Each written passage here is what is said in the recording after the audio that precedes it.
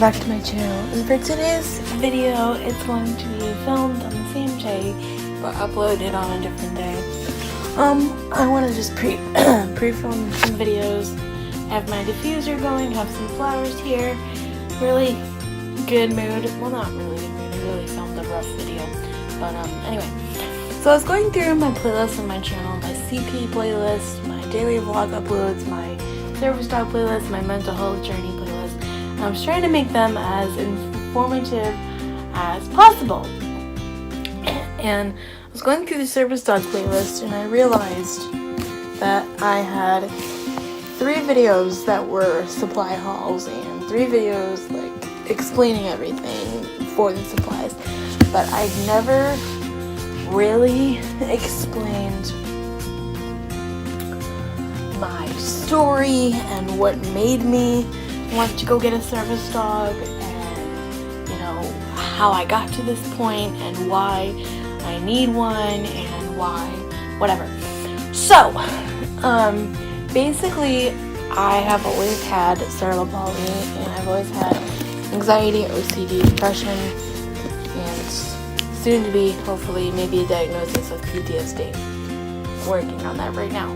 But in the last 2 years, I would say it has gotten really debilitating. There's times that I don't want to get out of bed. There's times that I would stay up for a couple hours and do a bunch of homework and be really productive, and then I'd fall into bed for days and hours and minutes and whatever. And it's been really debilitating. And me going 2 years without a wheelchair up until now, I mean, I don't really have one that works perfectly, but it's something. It's a power chair and it folds up so we can take it in the car and go. We bought it from China, literally, we bought it online and it came from China. I had a whole video on it, but I don't know where it went. It got deleted off my phone before I could upload it, so whatever.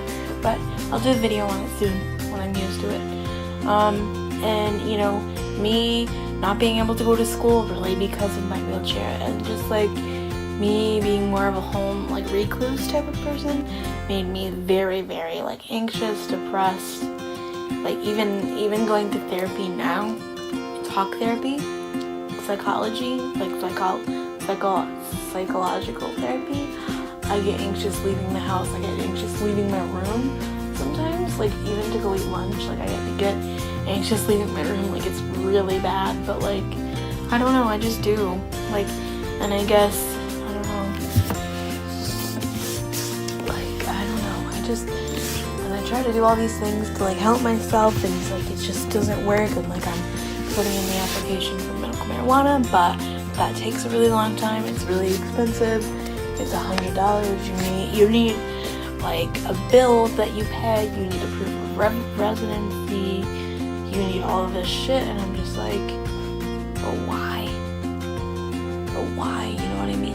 Why do I need all this stuff? But anyway, so that's coming together, but it's taking a really long time. I can't afford it right now, and I'm getting a dog hopefully soon.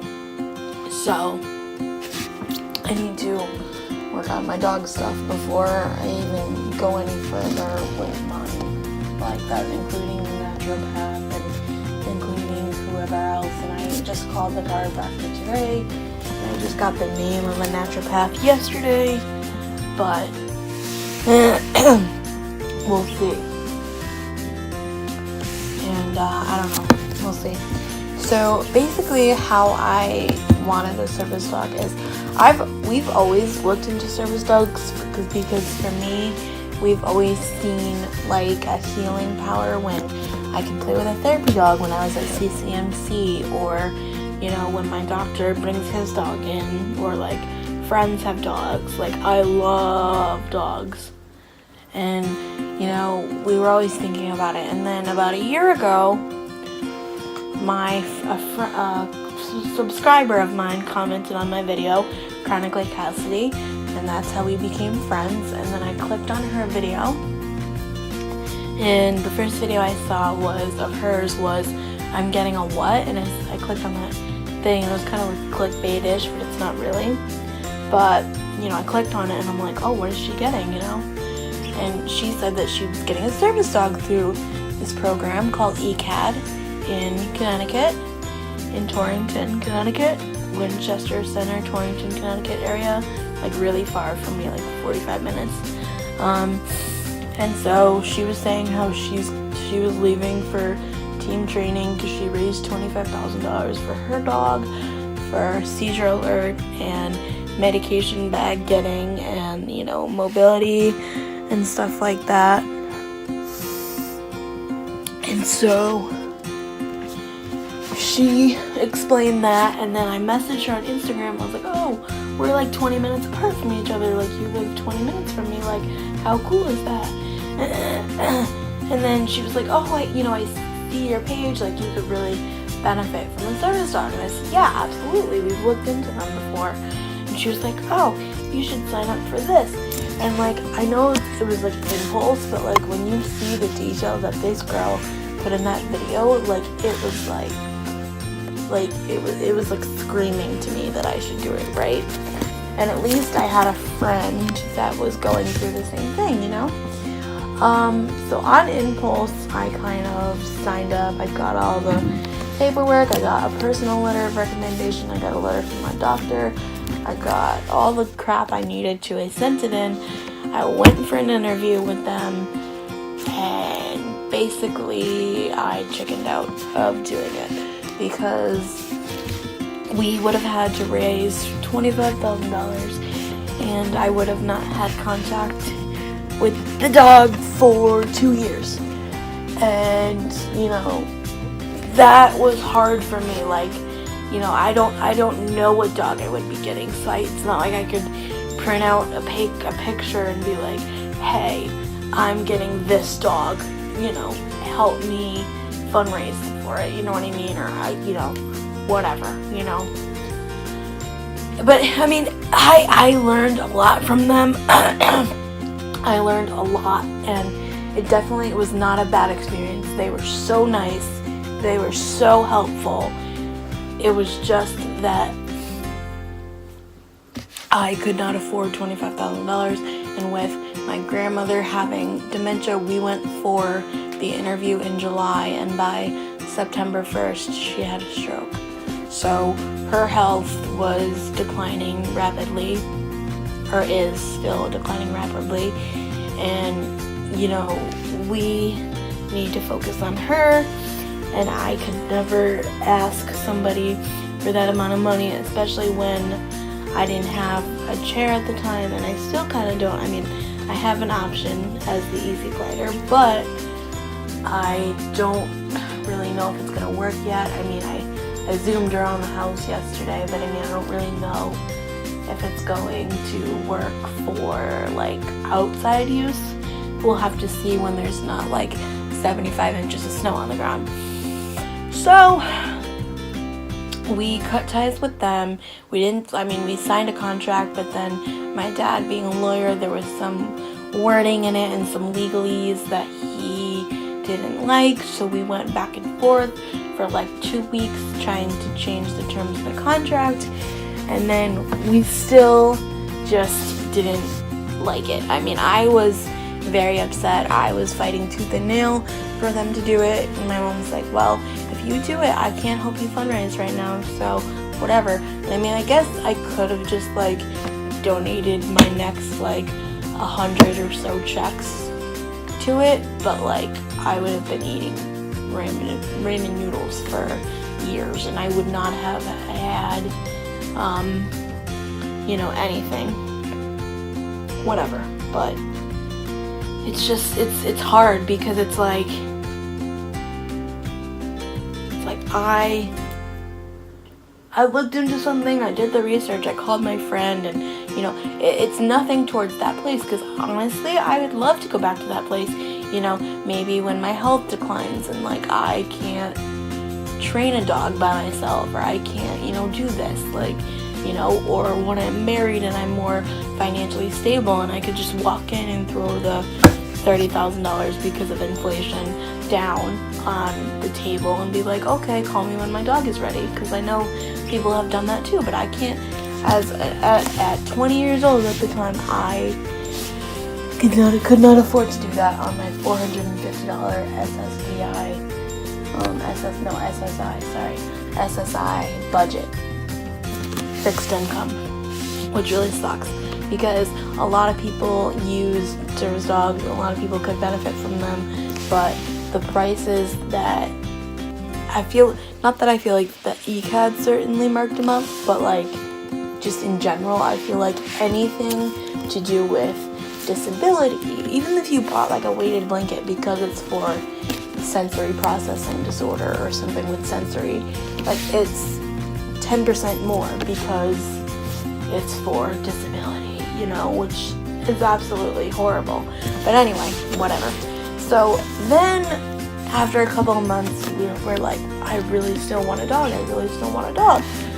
So, and basically the main tasks I was looking for the dog to do is item retrieval, like picking up things that I drop, for like balancing. I can balance and brace with it if it's wearing its vest, so I wanted a decent sized dog because mobility task, you need a decent sized dog. And then I wanted like some psych tasks, like grounding and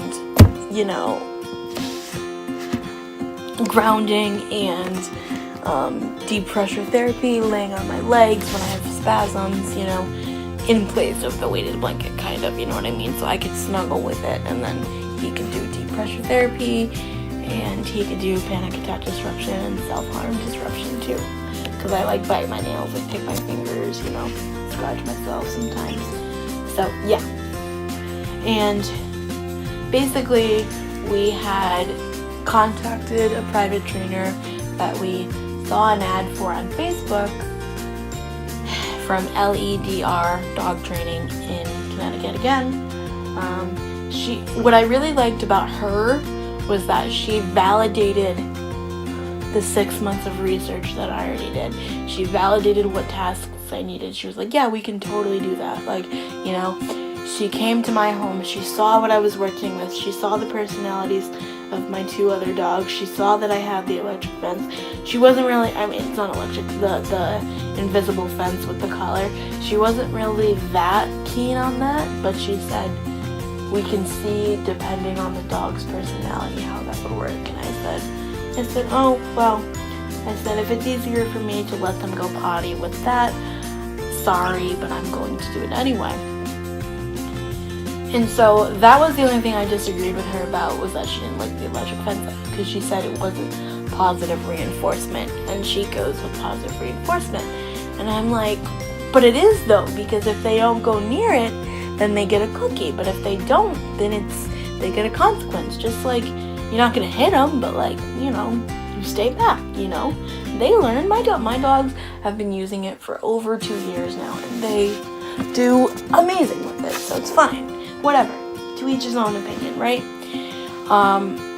And, whatever. And then she was like, okay, well, we're gonna talk about breeders and puppy culture and blah, blah, blah, blah, blah, and clicker training and da-da-da-da-da. And I was like, wow, I'm really overwhelmed. And I cried again after that meeting. I also cried after the ECAD meeting because it was just so much information, and I get so anxious and just like, what am I doing?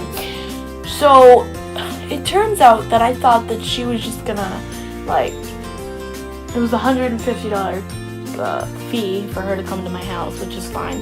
But I thought she was just gonna give me a name of a breeder and just go, and be like, okay, get a dog from this litter, this breeder, this line, this parent, whatever. But no, she wanted me to do all the research, but I'm like, I don't know what I'm looking at, I don't know what I'm doing, and so we said to her anyways that we are not ready to bring home a dog. We'll do it in the spring. Now it's closer to getting spring, so I wonder if she'll email me, because I haven't seen her since October. Laura, I haven't seen Laura since October, which is the private trainer from LEDR Dog Training.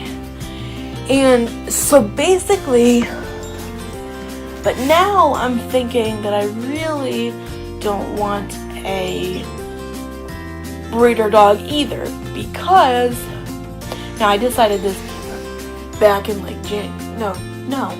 November. I decided this because Because, okay, now I know everybody says, oh, shelter dogs have a 50-50 washout rate, but also what happens if I get a dog from a breeder and it washes out for either health reasons or whatever. I can't afford to go through that again and, pick another dog and go through another litter. As it is, my brother and his girlfriend are they live in New Jersey, and they're getting a puppy because she wants a puppy. So they're getting a puppy of like a golden doodle, but even that dog is like $2,000, right? So even their dog is worth like $2,000, and it's like their dog isn't going to be used for service, but like what if I went through the same place, like down in New Jersey, 2-hour drive, go pick it up, because this lure lady was having me look at breeders in like Utah, Colorado, California, and I would have to fly the pup over here, and I'm like, but that's more money to spend that I don't have. And she's only going to charge me $5,000 for, I believe it was a year of training, which is not bad at all. Literally, it's not bad. I could get like 5 dogs and try to owner train them versus the $25,000 I would spend. Whatever. I'm just a little bitter that I didn't have the $25,000 to throw down and be like, okay, call me when my dog is ready. You know what I mean? I really, to this day, I'm still really mad. I'm like, I could probably make a dent in it. And my mom's like, no. If you saved, you'd probably have $1,000 by now. And I'm like, yeah, I know. Anyway, whatever. So, to each his own. I'm gonna do that when I'm 30, though. Get a dog from like a program, depending on what I need, Cause that's the thing. My needs are always gonna be there. They're always gonna be chronic. I'm always gonna need help picking stuff up. I'm always gonna have pain, So it's like, do I spend $2,000 every 10 years to get a dog? No. So, again, I know that, trainers have their opinion, but ultimately, it's my decision what I bring into my home. And she's not, like, totally against rescues, because on her page, they do train a few rescues. Obviously, I'm not gonna have one that doesn't have at least a little bit of temperament to train, but like that's not gonna be like my number one thing. And honestly, sitting here like the last couple months, like in bed, thinking, it's like I know what my triggers are for anxiety and depression and OCD and PTSD. I know what they are. Like, I know how to tell them apart from each other. So, and I've literally read every book on training, and all it says is be consistent with your alerting. Be consistent. Use the same hand motion, use the same word, use the same command every single time, and you'll get it in no time. And use the clicker. I have a clicker, I have a treat bag, I know how to do this. So I'm going to train myself, I think. But then if I run into an issue with like the item retrieval or whatever, I'm going to first call upon my friends to see if they can give me any training tips. And then if I really have trouble, then I will call a private trainer for a meeting and then see. Because, everybody has their own opinion. Everybody has what they do. This is what works for me at this time when I am, looking for new treatments. I guess I cut myself here too. Oh, that really hurts. When I'm looking for new treatments, when my grandmother's sick, my mom works, my dad works, my sister works, my brother lives 2 hours away. This is what's gonna work for me. So that is the reason why I need a service dog, and that is the reason why I am where I am 13 months later. And in about 2 months, I'm gonna have a doggy in here, and I'm really excited. So thank you all for watching. Subscribe. This is Emily Grace signing off. Thank you for joining my journey, and I will see you all tomorrow. Bye-bye now.